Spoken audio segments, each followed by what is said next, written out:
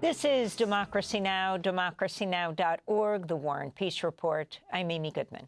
In this holiday special, we continue with the journalist Karen Hao, author of the new book, Empire of AI, Dreams and Nightmares in Sam Altman's OpenAI. She came into our studio in May. She talked about how AI will impact workers. One of the things that we have seen is this technology is already having a huge impact on jobs. Not necessarily because the technology itself is really capable of replacing jobs, but it is perceived as capable enough that executives are laying off workers. And we need some kind of more guardrails to actually prevent these companies from continuing to try and develop labor automating technologies and try to shift them to producing labor assistive technologies. What do you mean?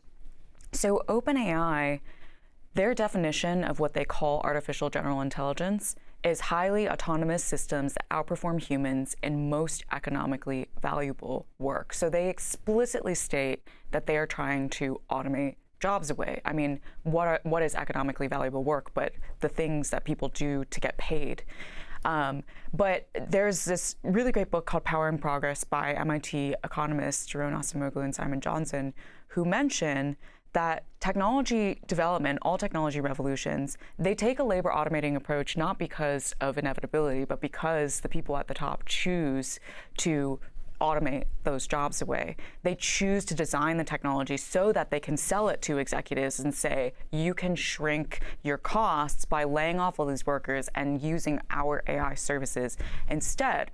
But in the past, we've seen studies that, for example, suggest that if you develop an AI tool that a doctor uses rather than replacing the doctor, you will actually get better healthcare for patients. You will get better cancer diagnoses. If you develop an AI tool that teachers can use rather than just an AI tutor that replaces the teacher, your kids will get better educational outcomes. And so that's what I mean by labor assistive than labor. And explain what you mean, because I think a lot of people don't even understand artificial intelligence. And when you say replace the doctor, what are you talking about? Right. So these companies, they try to develop a technology that they position as an everything machine that can do anything.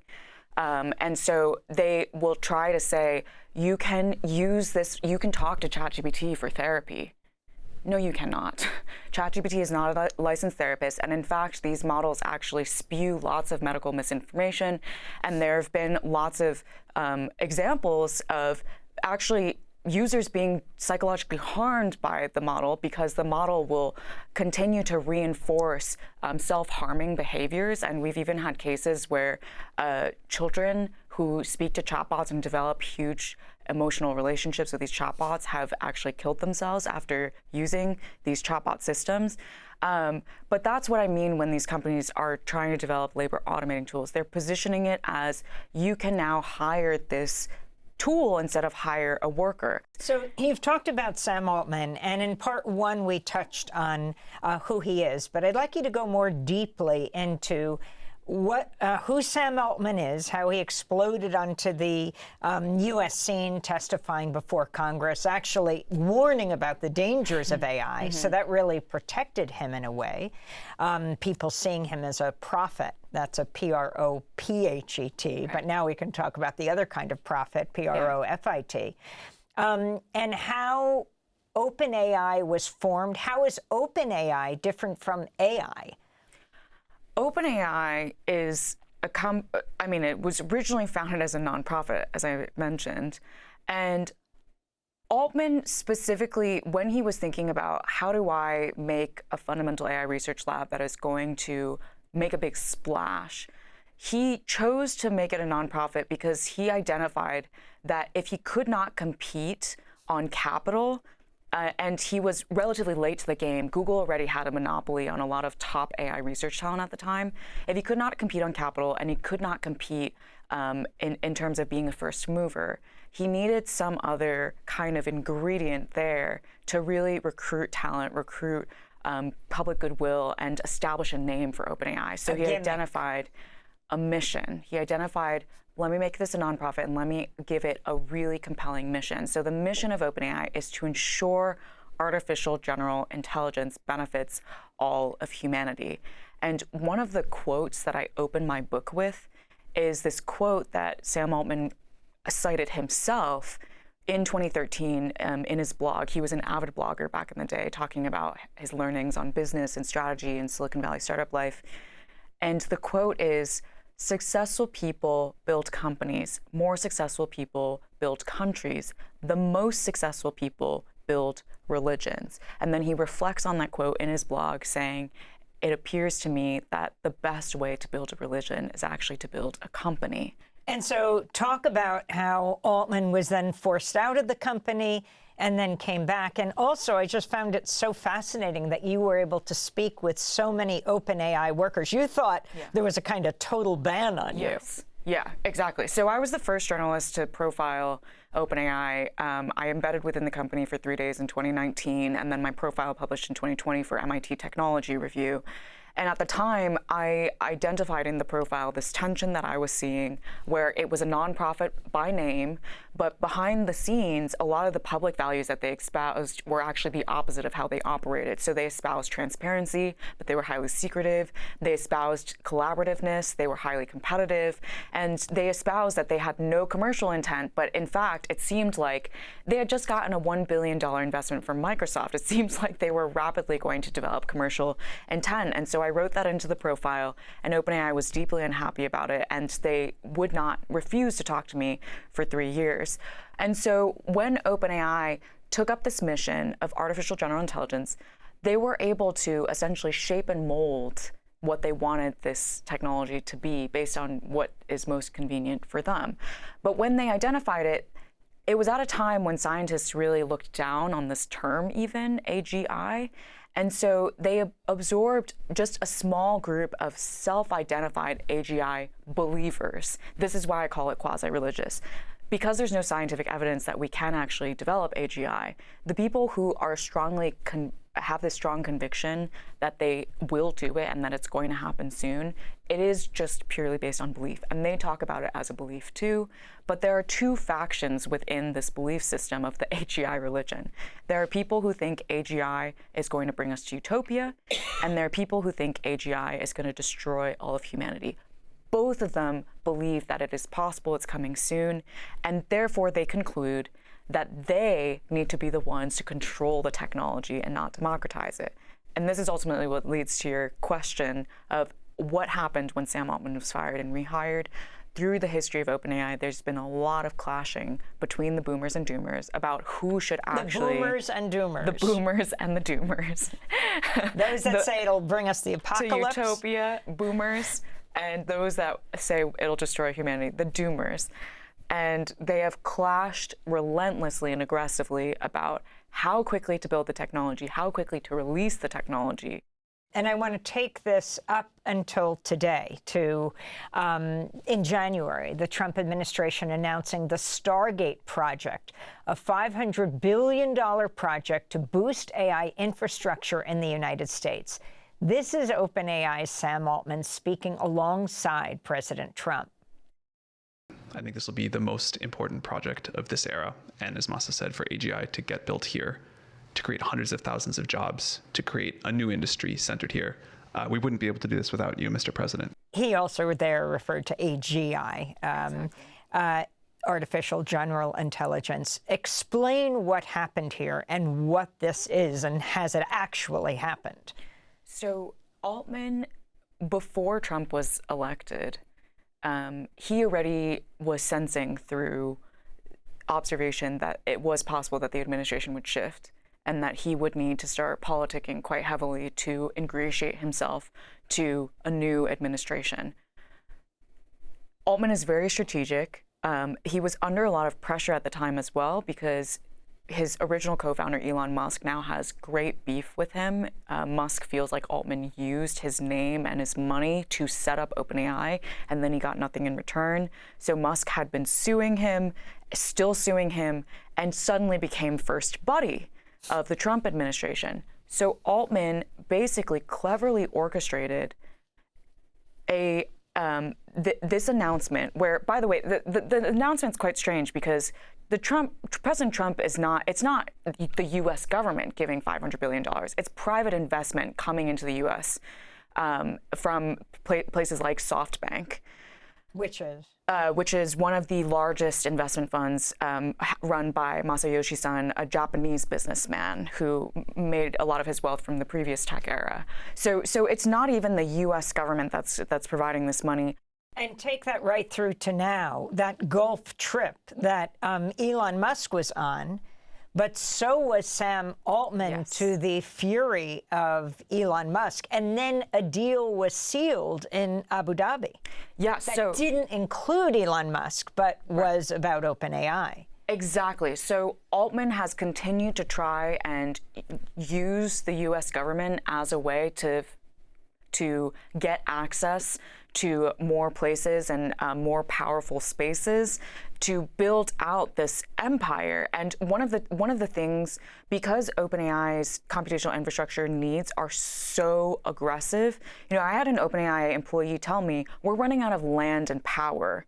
So they are running out of resources in the U.S., which is why they're trying to get access to land and energy in other places. The Middle East has a lot of land and has a lot of energy, and they're willing to strike deals. And that is why Altman was part of that trip looking to strike a deal. And the deal that they struck was to build a massive data center or multiple data centers in the Middle East using their land and their energy.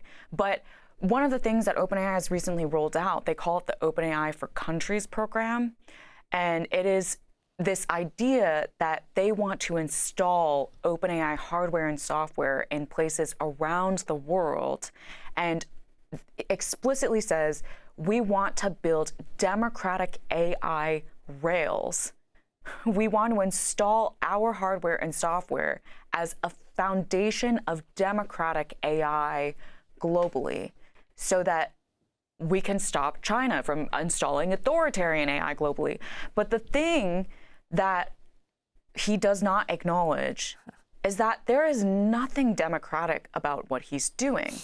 The Atlantic executive editor says we need to call these companies for what they are. They are techno-authoritarians. They do not ask the public for any perspective on how they develop the technology, what data they train the technology on, where they develop these data centers. In fact, these data centers are often developed in the cover of night under shell companies. Like Meta recently entered New Mexico under the shell company named Greater Kudu LLC. Greater Kudu? Greater Kudu LLC. And once the deal was actually closed and the residents couldn't do anything about it anymore, that's when it was revealed, surprise, we're Meta, and you're going to get a data center that drinks all of your fresh water. And then there was this whole controversy in Memphis around a data center. Yes. So that is the data center that Elon Musk is building. So meanwhile, Musk is saying Altman is terrible. Everyone should use my AI. And of course, his AI is also being developed using the same environmental and public health costs. So he built this massive supercomputer called Colossus in Memphis, Tennessee, that's training Grok, the chatbot that people can access through X. And that is being powered by around 35 unlicensed methane gas turbines that are pumping thousands of tons of toxic air pollutants into the greater Memphis community. And that community has long suffered a lack of access to clean air, a fundamental human right. So I want to go to, interestingly, Sam Altman testifying in front of Congress about solutions to the high energy consumption of artificial intelligence.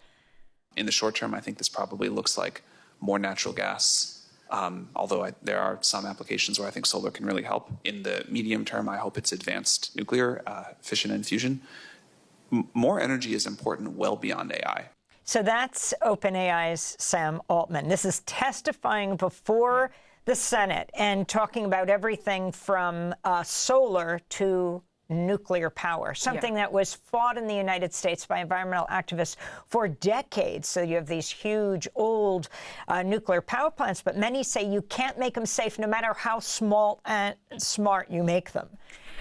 This is one of the things, of the many things that I'm concerned about with the current trajectory of AI development. This is a second order, tertiary order effect, is that because these companies are trying to claim that the AI development approach they took doesn't have climate harms, they are explicitly evoking nuclear again and again and again as nuclear will solve the problem. And it has been effective. I have talked with certain AI researchers who thought the problem was solved because of nuclear.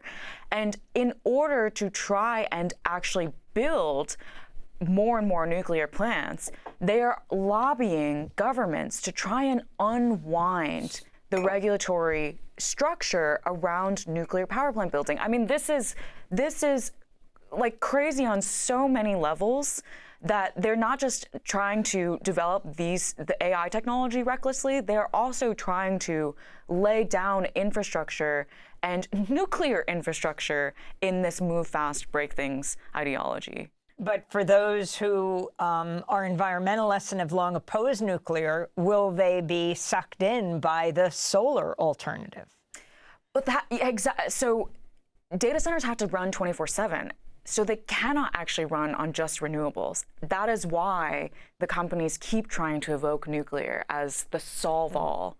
But solar does not actually work when we do not have sufficient enough energy storage solutions for that 24/7 operation. We're talking to Karen Hao, author of Empire of AI, Dreams and Nightmares, and Sam Altman's OpenAI. You mentioned earlier China. You live in Hong Kong. Yes. You've covered Chinese AI, US AI for years. Yeah. Explain what's happening in China right now. Yeah, so I have to sort of explain the dynamic between China and the US first. So China and the US are the largest hubs for AI research. They are the largest concentration of AI research talent globally. China, other than Silicon Valley, China really is the only other rival in terms of talent density and the amount of capital investment and the amount of infrastructure that is going into AI development. In the last few years, what we have seen is the US government has been aggressively trying to stay number one. And one of the mechanisms that they have used is export controls. A key input into these AI models is the computational infrastructure and the computer chips for installing into the data centers for training these models. And these computer chips are, in order to develop the AI models, companies are using the most bleeding edge computer chip technology. It's like every 2 years a new chip comes out and they immediately start using that to train the next generation of AI models. Those computer chips are designed by American companies, the most prominent one being NVIDIA in California. And so the US government has been trying to use export controls to prevent Chinese companies from getting access to the most cutting edge computer chips. That has all been under the recommendation of Silicon Valley, saying this is the way to prevent China from being number one and like put export controls on them and don't regulate us at all so we can stay number one and they will fall behind. What has happened instead is because there is a strong base of talent, of AI research talent in China, under the constraints of fewer computational resources, Chinese companies have actually been able to innovate and develop the same level of AI model capabilities as American companies with 2 orders of magnitude less computational resources, less energy, less data. So I'm talking specifically about the Chinese company Highflyer, which developed this model called DeepSeek earlier this year that briefly tanked the global economy, because the company said that their training this one AI model cost around $6 million when OpenAI was training models that cost hundreds of millions, if not over tens of billions of dollars. And that delta demonstrated to people that what Silicon Valley has tried to convince everyone for the last few years, that this is the only path to getting more AI capabilities, is totally false.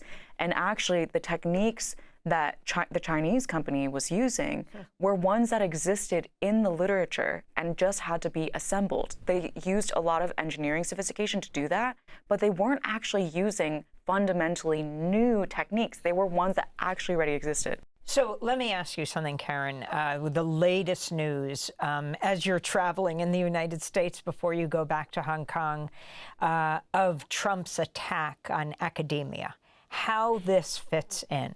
How could Trump's attack on international students, specifically targeting the more than 250,000, 250,000 Chinese students and revoking their visas, impact the future of the AI industry? But not just Chinese students, because what's going on here now is terrifying students around the world.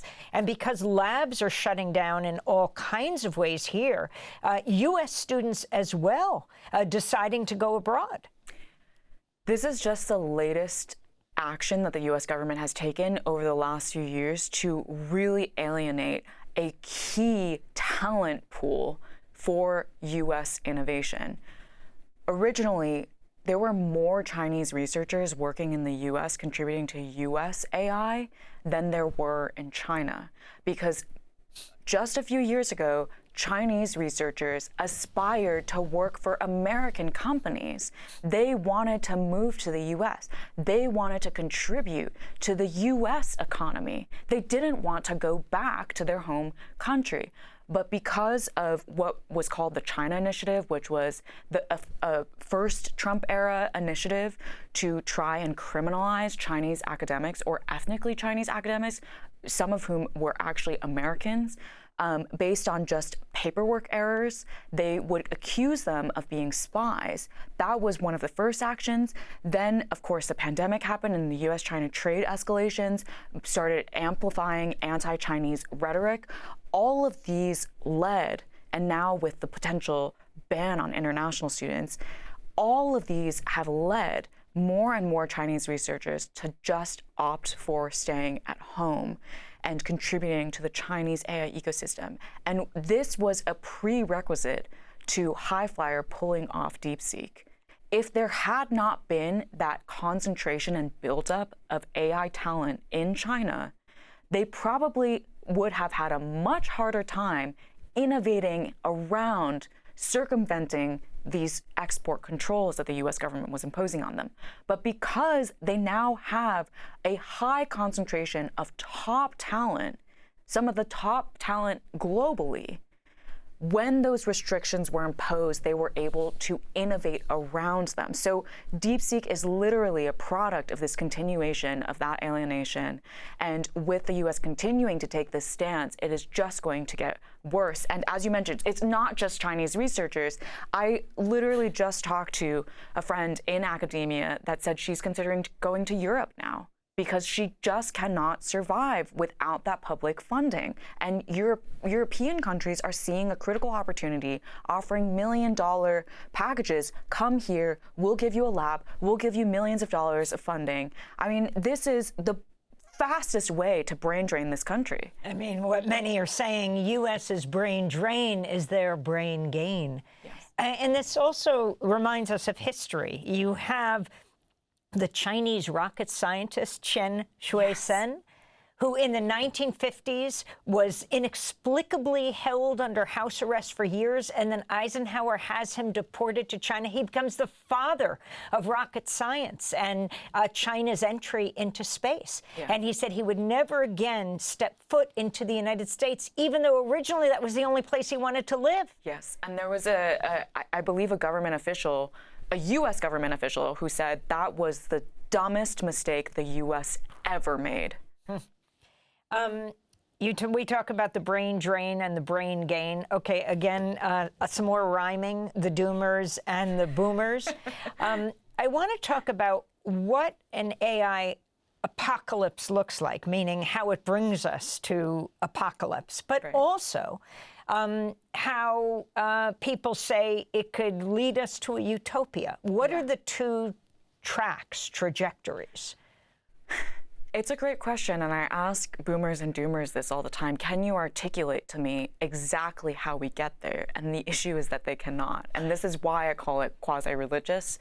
It really is based on belief. I mean, I was talking with one researcher who identified as a boomer, and I said, his eyes were wide, and he really lit up saying, once we get to AGI, game over, everything becomes perfect.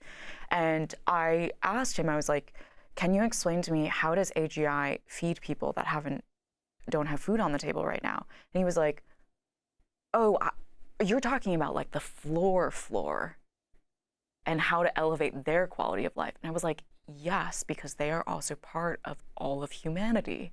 And he was like, I'm not really sure how that would happen, but I think it could help the middle class get more economic opportunity.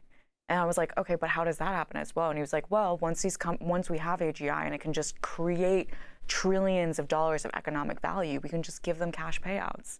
And I was like, who's giving them cash payouts? What institutions are giving them? It doesn't, when you actually test their logic, it doesn't really hold. And with the doomers, I mean, it's the same thing. Like, their belief is ultimately, what I realized when reporting on the book is they believe AGI is possible because of their belief of how the human brain works. They believe human intelligence is inherently fully computational.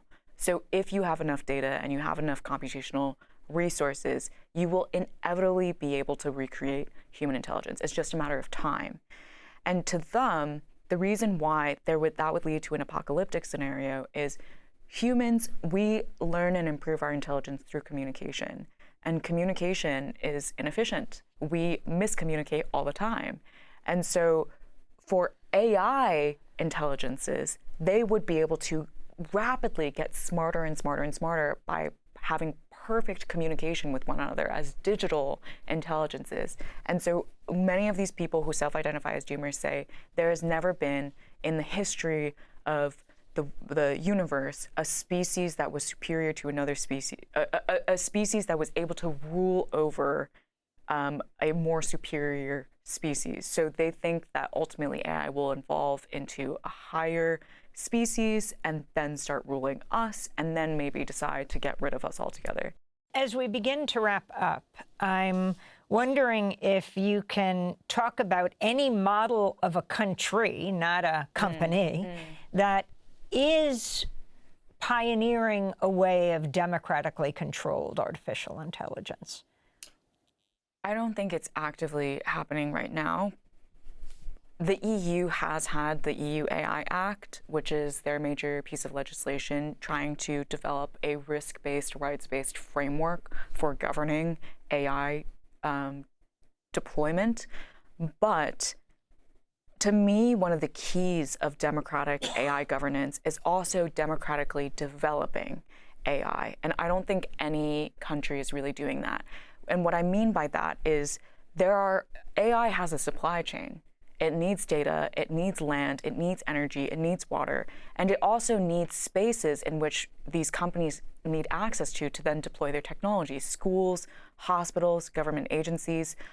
Silicon Valley has done a really good job over the last decade of making people feel that their collectively owned resources are Silicon Valley's. I talk with friends all the time who say, we don't have data privacy anymore. So like, what is more data to these companies? Like, I'm fine just giving them all of my data.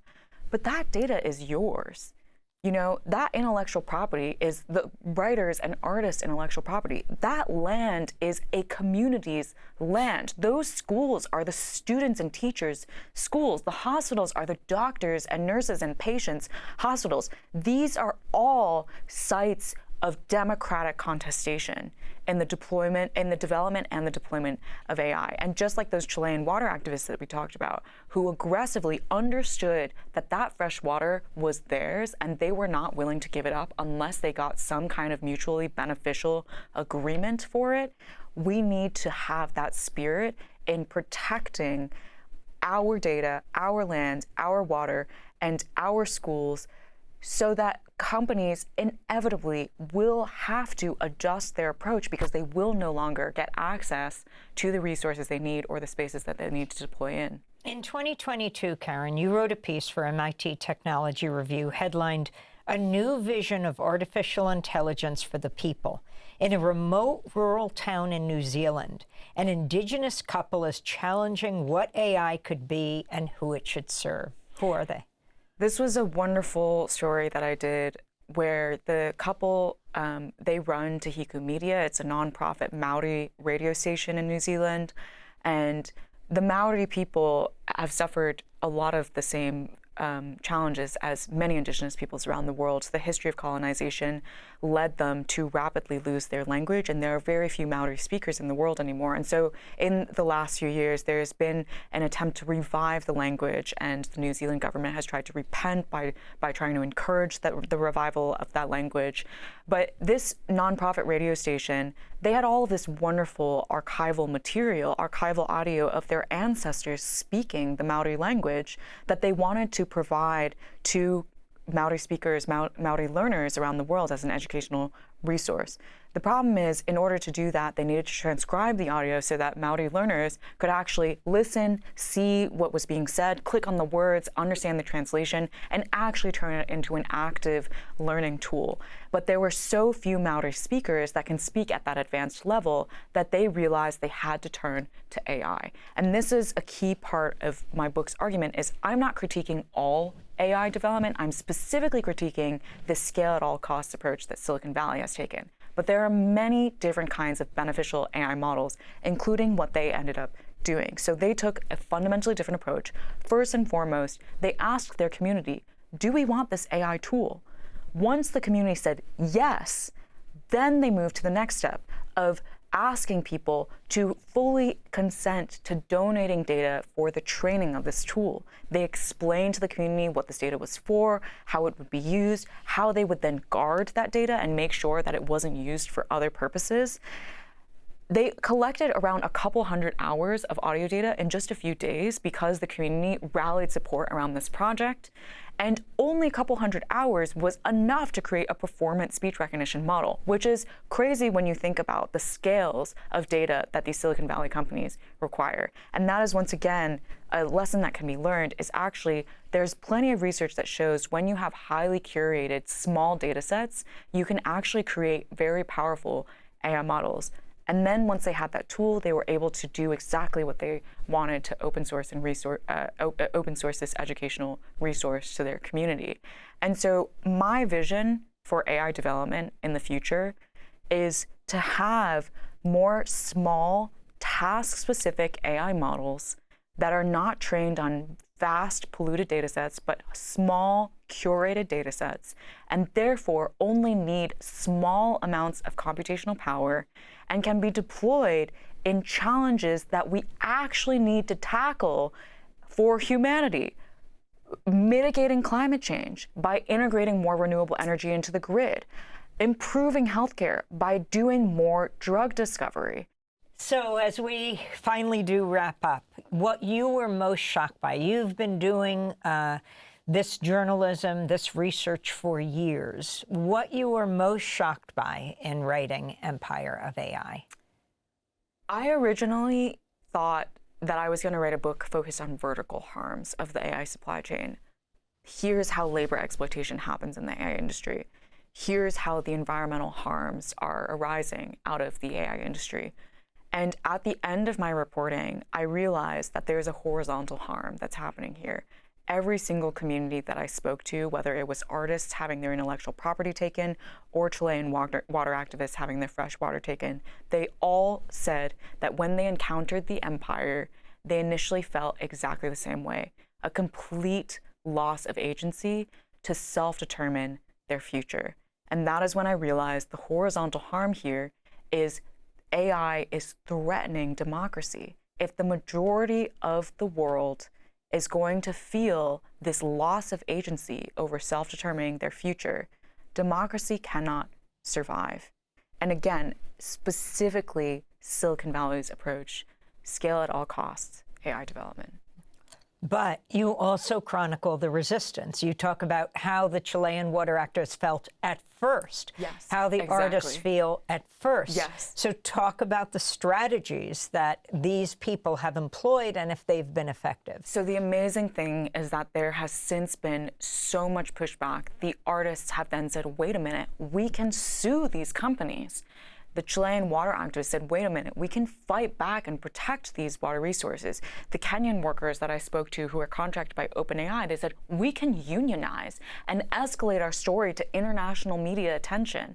And so even when I thought that these communities, you could argue, are the most vulnerable in the world, have the least amount of agency, they were the ones that remembered that they do have agency and that they can seize that agency and fight back. And I think it was remarkably heartening to encounter those people, to remind me that actually the first step to reclaiming democracy is remembering that no one can take your agency away. Karen Hao, author of the new book, Empire of AI, Dreams and Nightmares in Sam Altman's OpenAI. Go to democracynow.org to see the full interview.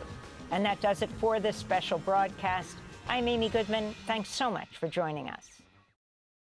Thanks for watching Democracy Now! On YouTube. Subscribe to the channel and turn on notifications to make sure you never miss a video.